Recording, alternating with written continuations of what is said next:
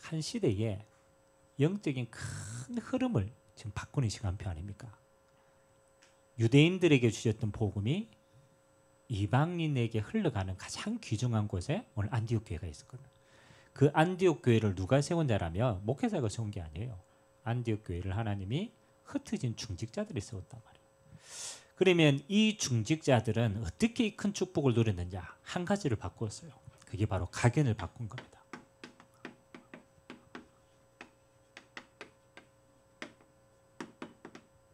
그래서 오늘 말씀의 제목이 각인을 바꾼 중직자.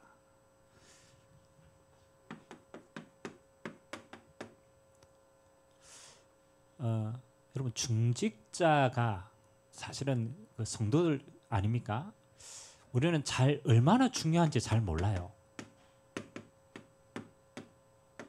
근데 성경에 가장 중요할 때마다 응답과 흐름을 바꾼 인물들이요. 사실은 목회자가 아니고 중직자들이었어요.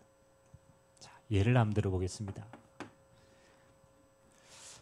우리가 잘 아는 그 사도행전 6장에 교회의 위기가 왔어요. 그 교회에 이제 교회가 번성하니까 과부들, 구제받을 사람들이 교회 안에 먼저 모이게 된 거예요. 근데 목회자들이 늘 구제하는 것 때문에 다른 거 할 수 없는 마비된 상태예요. 또 그 구제가 공평하게 되지 않으니까 불평하는 사람들도 늘어난 거예요. 이제 교회가 어려운 시간표가 왔을 때 하나님이 이때 세운 게 누구냐라면요, 중직자들이었습니다. 그래서 우리가 잘 아는 7명의 집사를 세운 거예요. 안수해가지고 세운 거. 그게 이제 사도행전 6장 이야기입니다. 이 7명의 집사가 탁 서가지고 뭐 하는 겁니까? 교회의 체질을 바꿨어요. 어떻게 바꿨냐면요, 목회자가 늘 말씀 전하고 기도하고 전도해야 되는데 교회 일하는 데 빠지니까요, 뭘 바꿨습니까? 교회 일을 이들이 담당했어요. 그뿐만 아닙니다. 그래서 그냥 교회 일하는 중직자로 세운 게 아니죠. 이 7 집사님들이 뭐 했느냐? 현장의 주역으로 또 쓰임받았어요. 그러니까 사도행전 6장 이후부터는 누구 이야기냐면요, 7 집사가 받은 응답들의 이야기가 기록이 계속되어 있어요.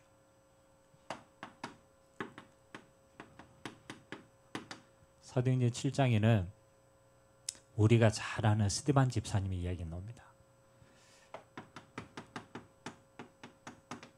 복음 전하다가 순교한 인물이에요. 최초의 순교자예요. 순교자가 그렇잖아요. 중직자가 이응답한 거예요.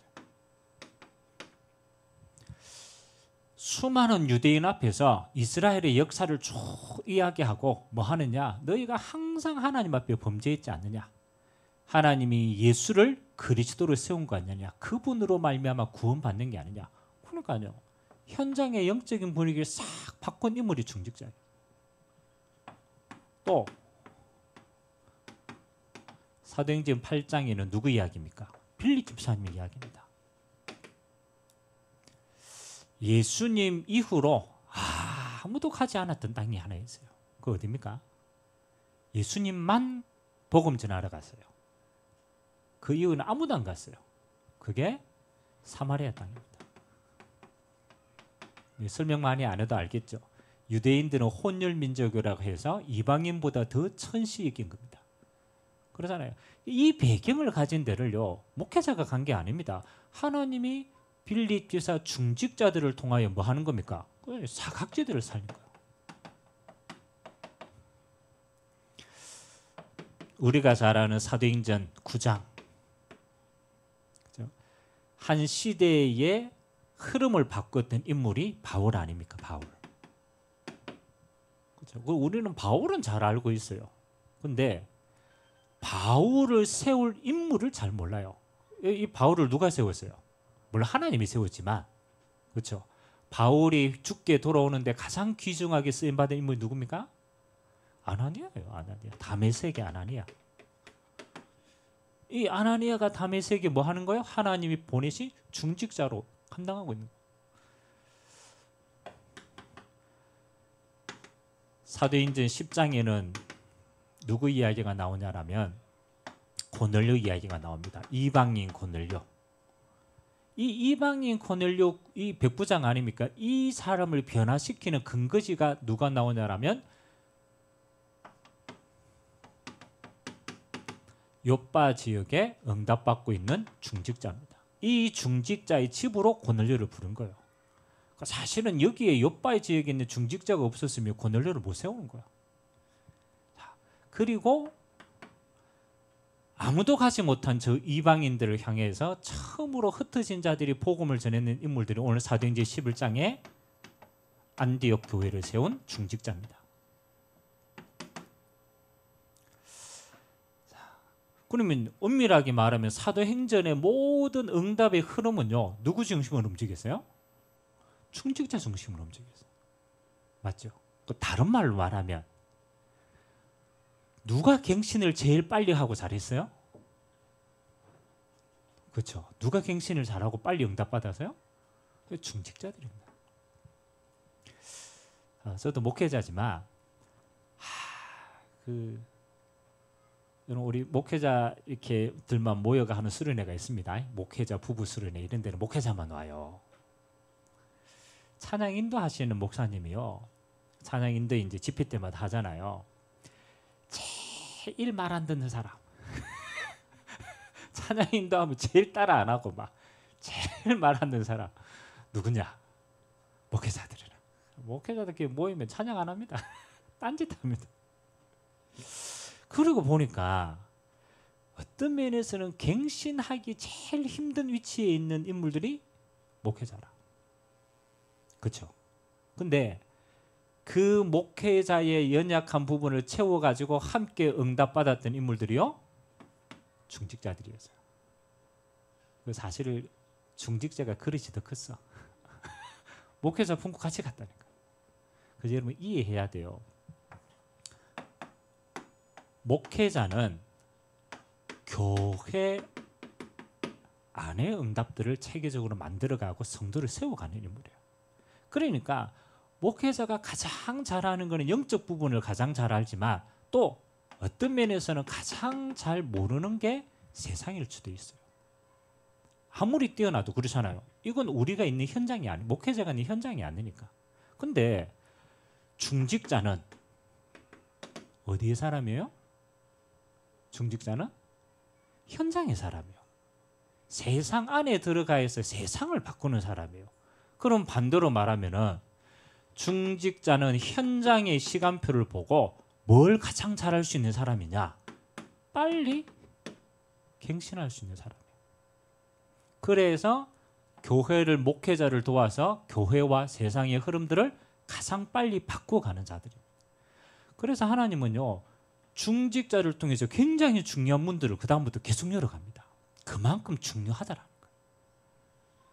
자, 그러면 교회의 응답과 크기는요, 중직자의 응답과 크기만큼 되어줄 수밖에 없어요. 왜? 이 사람들이기 때문에. 그래서 첫 번째, 가장 크고 빨리 갱신하고 각인을 바꿔야 될 것들이 중직자들입니다. 그래서 옛 체질의 각인 알고 있어야 돼요. 옛 체질의 각인. 여러분, 예루살렘에서 복음 전하고 응답받고 삶의 터전을 가진 인물들이 스데반의 환난 때문에 핍박을 받아서 지금 흩어진 거예요. 흩어진 거예요. 그러면 이들의 배경은요, 그렇잖아요. 어쩔 수 없이 유대 배경입니다. 뭐 자기가 출신이 유대 출신이니까 그렇잖아요. 유대 배경이죠. 그리고 그들이 잘 알고 있고 열심히 했다라는 것이 구약의 배경입니다. 율법, 그 다음에 구약에 주어진 그들에 있는 많은 사상입니다. 그러면 이 두 가지 배경 때문에 그들 안에 먼저 각인된 게 뭡니까? 그렇죠? 여러분, 유대 배경을 가지고 구약의 그 율법의 배경을 가지면은 그들 안에 먼저 뭐가 각인됐겠어요? 이게 중요한 거거든. 잘한다고 했는 바리새인, 잘하고 한다고는 그렇잖아요. 제사장. 그들의 배경이 뭐? 이 배경이거든. 그러면 그들이 잘한다고 한 게 뭡니까? 율법 체질. 그렇죠. 잘한다고 하는데 요 배경을 못 넘어서는 거예요. 또 잘한다고 하는데 그들이 가지고 있는 배경이 말은 안 하는데 자기네들끼리 통한 게 있어요. 그게 선민사상입니다. 그러니까 우리만 하나님이 택한 백성이다. 우리가 선택받았기 때문에 이방인들은 전하면 안 돼. 그게 이제 그들 안에 먼저 각인된 겁니다. 그러니까 복음을 받았는데 배경은 이거라. 그러니까 그들은 뭘 넘어설 수가 없느냐. 그렇죠? 이 두 가지를 가장 잘 가지고 있는 지역이 예루살렘입니다. 그래서 예루살렘은 종교도시 아닙니까? 이 체질을 가지고요. 절대로 넘어설 수 없는 옛 배경을 가지고 있는 거예요. 그런데 하나님은 이야기했잖아요. 이 중직자를 통하여서 하나님은 지금 어마어마한 그 다음에 세계복음화의 시간표를 열어가시는 거잖아요. 넘어서기를 원하는 거예요. 그래서 하나님이 이들의 뭐를 바꾸기 시작합니까? 드디어 하나님의 시간표가 되니까 각인을 바꾼 중직자들. 이 속에 있는 사람도 있지만 하나님의 은혜로 드디어 출 예루살렘한 사람들이 있어요. 그렇죠? 그래서 하나님이 그들에게 눈을 열어주시고 그들에게 옛 각인이 아닌 새로운 각인을 주시는 겁니다. 그래서 여러분 각인을 바꾸는 그렇잖아요. 여러분 언제 여러분의 각인이 가장 쉽게 바뀌는 줄 압니까? 여러분 옛날 들어갔던 거 그렇죠? 바꿀 수 있는 가장 쉽지만은 그렇죠? 언제 이게 바뀝니까? 그 첫 번째 요법이 충격요법이라 충격받은 그렇잖아요. 아니 이게 다인 것처럼 왔는데 어느 날 뭐가 왔어요? 핍박이 아니라 환란이 닥친 겁니다. 핍박과 환란이 좀 닥친. 핍박은 개인에게 오는 거고 환란은 전체에게 임한 거예요.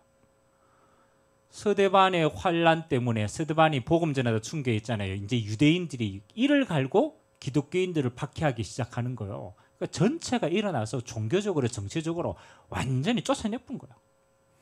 그러니까 그들이 목숨처럼 붙들고 있는 예루살렘에서 나가야 돼요, 안 나가야 돼요? 나가야 돼. 억지로 가봐야 돼. 이제 충격받은 거예요. 나가서 구부로도 가고 이제 흩어집니다. 흩어지다가 어디까지 일어나냐면 안디옥까지 이르렀어요. 이게 중요합니다.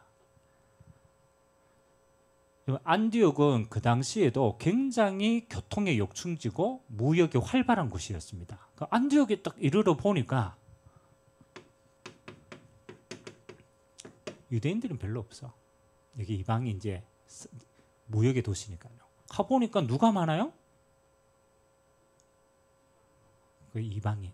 우리로 말하면 헬라인들. 이게 가보니까 있는 사람들이 이방인의 대다수라. 그래 원래는 이들 체질이요. 같은 유대인들끼리 복음 전하는 체질이라. 근데 유대인인 줄 알고 복음을 전했는데 알고 보니까 누구였어요? 이방인이라. 원래 이방인에게 전하고 안 했어요. 원래 유대인에게 복음을 전하려고 했는데 나중에 알고 보니까 이 사람이 이방인 거예요. 근데 희한하죠. 이방인에게 복음을 전거했는데 하나님의 성령께서 역사하는 거예요. 하나님이 기뻐하시는 거예요. 그래서 오늘 말씀해 보니까 뭐 하는 겁니까? 주의 손이 그들과 함께 하셨다. 그들이 깨달은 거예요. 아, 하나님이 이 복음이 우리만을 위한 복음이 아니고 하나님이 만민을 위한 복음으로 주셨구나. 저 이방인들에게 하나님이 복음 전하니까 하나님의 성령의 역사와 주의 손이 함께 하는구나. 이걸 기뻐하는구나. 드디어 그들의 뭐가 바뀝니까? 각인이 바뀝니다. 우리만의 복음이 아니라 모든 열방을 향한 하나님의 복음이구나. 충격받은 거, 충격받은 거. 그래서 제가 대학생들을 우리 이제 학교 들어오잖아요. 그럼 1학년 때가 되면은 제가 가장 먼저 시키는 게 있어요. 1학년 딱 들어오면 세 가지를 시키거든요. 첫 번째는 야, 네가 만난 그리스도에 대해서 정리를 해라. 그러니까 나의 복음에 대해서 정리를 시킵니다. 그러니까 부모님 복음 말고 들은 복음 말고 네가 주님 앞에 인격적으로 그리스도를 만난 때가 언제냐? 뭐 때문에 만나게 됐냐? 그게 진짜 네 복음 맞냐? 그거 확인시킵니다. 그 다음 두 번째는 기도 어떻게 하냐? 확인시킵니다. 네가 하나님과의 교제가 기도인데 네 삶 속에 인격적으로 주님과 깊이 사귀는 기도가 얼마만큼 되냐? 이제 그거를 체크해 줍니다. 그리고 마지막 세 번째 하는 게 중요합니다. 마지막 세 번째는 대부분 이제 얘네들이 모태신앙이 많거든요. 맞죠? 모태신앙. 그 모태신앙이 잘못 깨달으면 뭐가 돼요? 모태신앙이 잘못 깨달으면 못된 신앙이 돼. 못된 신앙이 돼. 그 모태신앙의 장단점이 있어요. 장점은 교회의 배경과 처음부터 가졌잖아요. 그러니까 이게 얼마나 자연스럽습니까? 근데 단점이 있어. 뭐가 단점이겠어요? 그 못된 신앙인데 단점이 있잖아요. 이 복음이 원래 자기에게는 가까이 있었기 때문에 복음이 없는 현장이 어떤가를 잘 몰라. 그러니까 복음의 가치를 잘 몰라요. 왜냐하면 자기는 그냥 태어나면서부터 자연스럽거든. 그러니까 복음 없는 현장. 그래서 제가 세 번째 시키는 게 뭐냐면요.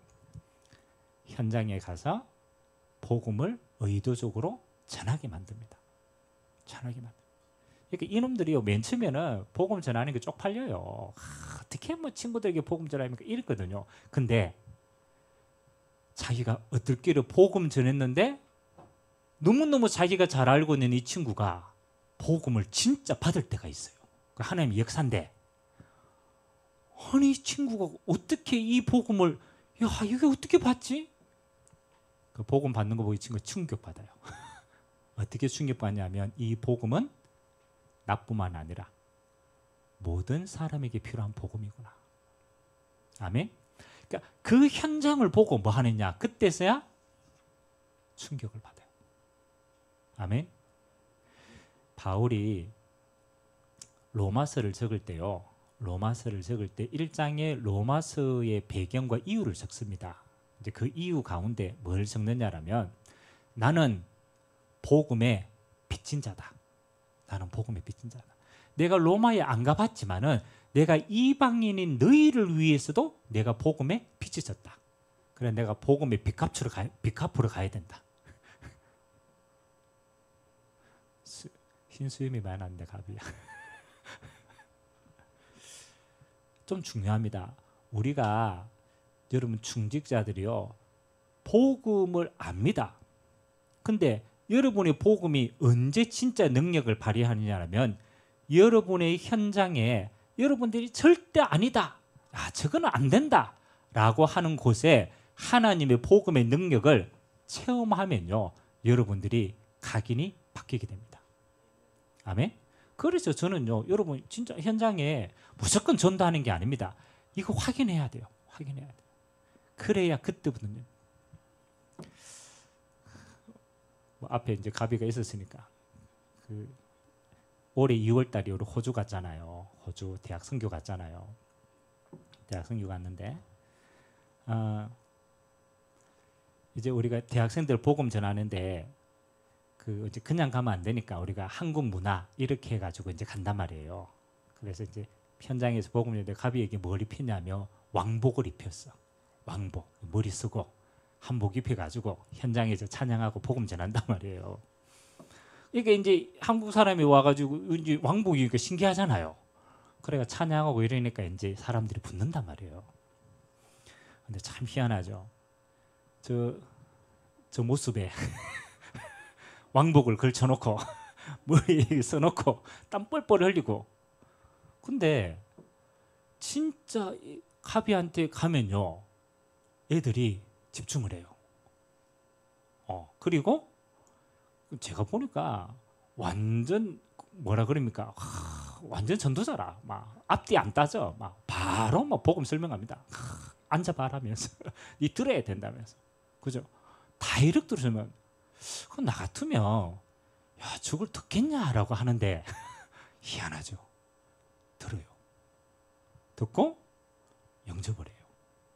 영접한 뿐만 아니라 이 복음을 지속해서 듣기를 원해서 선교사님하고 연결이 돼가 양육이 돼요. 그럼 중요한 건요, 그 사건을 보고 누가 제일 충격받았을까요? 그 온 사람이 아닙니다. 제가 제일 충격받았어요. 와, 이 복음이 맞잖아요. 생판 처음 보는 사람인데, 아니 나는 그냥 복음 전했는데 얘들이 눈이 반짝반짝 해가지고요, 너무 갈급하게 사모하고 막 영접하고 막 어떻게 하면 좋겠냐 하고 막 충격받았어요. 근데 문제는요, 호수에서는 됐어. 한국 오니까 안 돼. 자기 학교 가가지고 막 복음 전하는데 막 시험 들어간대. 뭐가 차이 나겠어요? 똑같은 값인데, 맞죠? 똑같은 사람인데 한 가지가 차이 나요. 뭐가 차이 났겠어요? 아니요. 호주 갔을 때는 호주까지 경비가 얼마입니까? 돈 내고 갔죠. 그 다음에 본전 생각나죠. 다른 생각 안 합니다. 집 보고 이것을 하다가 내가 죽겠다. 그럼 아침부터 막 기도하고 빡세, 그것만 집중해요. 학교 가서는 그만큼 안 하더라고. 그만큼 집중 안 하더라. 뭐 되면 되고 말면 말지 뭐.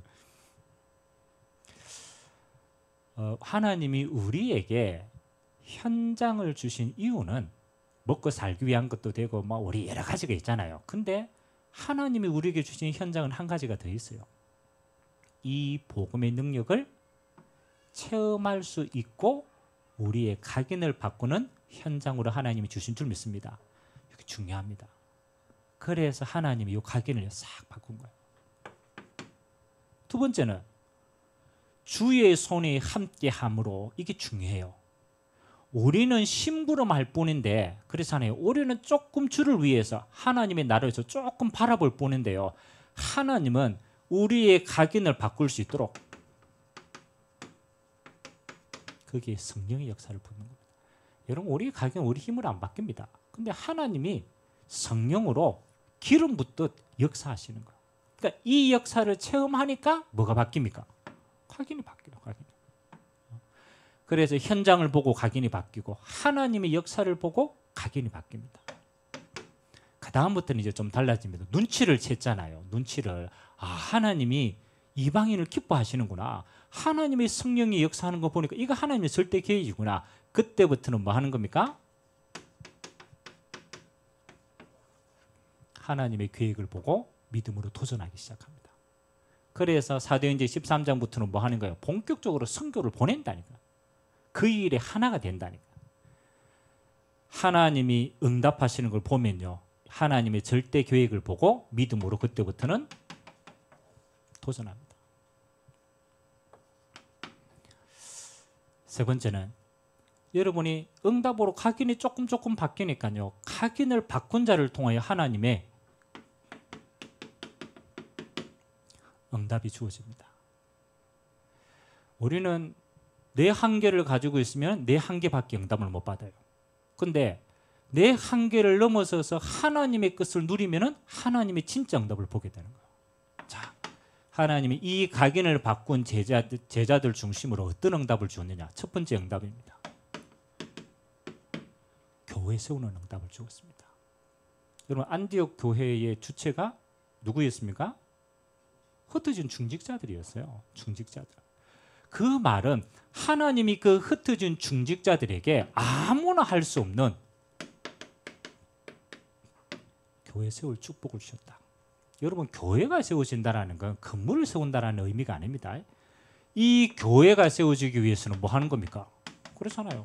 하나님이 제자를 붙여주셨고 교회 세울 수 있는 경제의 축복을 주셨고, 하나님이 교회를 세웠다라는 건 여기에 하나님이 모든 응답을 쏟아부어 준 거예요. 그래서 세워진 게 교회입니다. 여러분, 중직자님들이 기도하세요. 하나님, 내가 있는 현장에 나 때문에 교회가 세워질 만큼의 축복을 부어 주옵소서. 중직자들이 받을 응답이에요. 하나님이 그렇게 역사했어요. 두 번째는 어떤 응답을 주었습니까? 그렇죠. 이 교회가 하나님의 나라를 마음껏 전달할 수 있도록 빛의 경제를 주셨다. 근데 이 빛의 경제는 단순히 내 혼자 잘 먹고 잘 사는 경제가 아니었어요. 여러분 알잖아요. 안디옥 교회를 통하여 앞으로 어떤 일이 일어납니까? 그렇잖아요. 이거 할 만큼 이방 선교할 만큼 주셨어요. 아멘. 이방 선교할 만큼. 다시 말하면 내가 하고 있는 업이 이거 할 수 있도록 하나님이 부어주신 거예요. 그래서 우리가 읽지 않았지만 그 뒷면에 보면요, 천하의 기근이 들었어. 기근이 들었어. 당연히 안디옥 지역도 기근이 들어서 경제가 안 돼. 근데요, 하나님이 뭐 할 만큼? 예루살렘 교회에 헌금을 보낼 만큼. 그만큼 하나님은 남은 빛의 경제를 그들에게 부어주셨다는 거예요. 요거 바꿨거든요. 가견을 바꿨어요. 요 옛날의 배경에서 벗어나서 하나님이 원하시는 이방인의 것을 보고 하나님이 원하시는 현장을 보니까 이렇게 축복하는 거예요. 세 번째는 뭐 하는 겁니까? 얼마만큼 응답 주셨느냐? 선교팀을 파송할 만큼. 그게 사도행전 13장의 응답입니다. 바울과 바나바를 통해서 뭐 하는 거요? 이방 선교를 마음껏 할 수 있는 배경이 될 만한 모든 축복을 하나님이 안디옥 교회에 부어주신 줄 믿습니다. 이거 할 만큼 하나님이 있다는 거예요. 그래서 이거 본격적으로 할 수 있도록 그들에게 어디까지? 로마 복음 하는까지 끝까지 쓰임받는 교회가 안디옥 교회였습니다. 오늘 저와 여러분들 이거는요, 따라오는 응답인 것 같아요. 하나님이 당연히 교회 세울 응답, 그리고 빛의 경제, 그리고 선교팀을 파송할 수 있을 만큼 응답 주셨습니다. 한 가지를 잘했다라는 거라. 뭐를?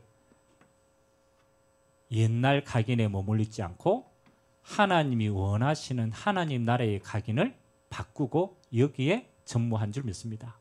그래서 오늘 중직자님들이 내 힘으로 사는 한계 만난 인생 말고 하나님이 쓰시는 교회를 세우고 이방 선교를 하고 선교팀을 파송할 만큼의 여러분들의 응답들이 시작되기를 주님의 이름으로 기도드립니다.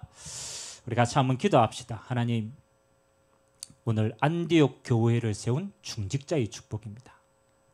예루살렘을 벗어나서 유대 종교를 벗어나서 또 율법을 벗어나서 하나님이 그들은 복음 안에서 이방인을 보았고 선교의 축복을 보았고 그리고 교회 세울 만큼 그들이 응답 누렸습니다. 하나님, 우리 자신이 우리 중직자로서 하나님 나와 교회와 현장에 하나님의 나라 임하고 전도와 선교할 만큼 우리의 인생을 주님이 축복하여 주옵소서. 우리 같이 한번 말씀 잡고 합심으로 한번 기도하도록 하겠습니다. 살아계신 하나님 감사드립니다. 하나님, 복음은 받았지만 그러나 우리의 체질은 율법에 묶여 있고 또 유대 종교의 배경이 묶여 있고 우리의 선민 사상에 묶여 있던 우리의 체질을 아시고 하나님 스데반의 환난으로 하나님이 그들의 한계를 벗어나서 하나님이 이방을 향한 눈을 열게 하셨습니다. 선교를 향한 눈을 열게 하셨습니다. 그리고 참된 교회를 세울 하나님의 축복의 시간표를 그들에게 허락하여 주셨습니다. 나의 각인을 넘어서는 순간 우리는 새로운 하나님 나라의 각인으로 하나님이 쓰실 자들로 우리를 사용하실 줄 믿습니다. 이제 하나님, 우리 중직자 한 사람 한 사람이 그 있는 곳이 교회 세우는 현장이 되게 하시고 하나님, 그 있는 업이 하는 모든 일이 하나님 이방을 선교할 수 있는 빛의 경제의 응답 있게 하시고 앞으로 하나님 선교팀을 파송할 수 있을 만큼 하나님 우리와 우리 후대들에게 이 응답이 새롭게 시작될 수 있도록 은혜 허락하여 주시옵소서. 중직자 예배를 통하여 하나님 우리 중직자님들의 모든 그릇이 하나님이 끝까지 쓰실 그릇이 되게 하시고 어떤 경우에도 갇히지 않고 하나님 로마복음과 세계복음하는 그날까지 하나님 앞에 존귀하게 쓰임받도록 은혜 베풀어 주옵소서. 오늘도 말씀을 받아 싸우니 우리의 모든 예체질을 넘어서서 하나님이 정말로 마음껏 쓰시는 복음의 그릇으로 하나님이 끝까지 승리케 하도록 인도하여 주옵소서. 모든 영광을 주님 홀로 받아주옵소서. 하나님 감사드립니다. 초대교회의 가장 중요한 자리에 주님께서 중직자를 주시고 하나님이 그들을 통하여 참된 복음과 전도와 교회가 세워지고 선교하는 축복을 허락하여 주셨사오니 오늘 말씀받은 주의 백성들 위해 초대교회의 중직자의 모든 축복이 임하도록 은혜 베풀어 주옵소서. 감사드리며 예수 그리스도의 이름으로 기도드리옵나이다. 아멘.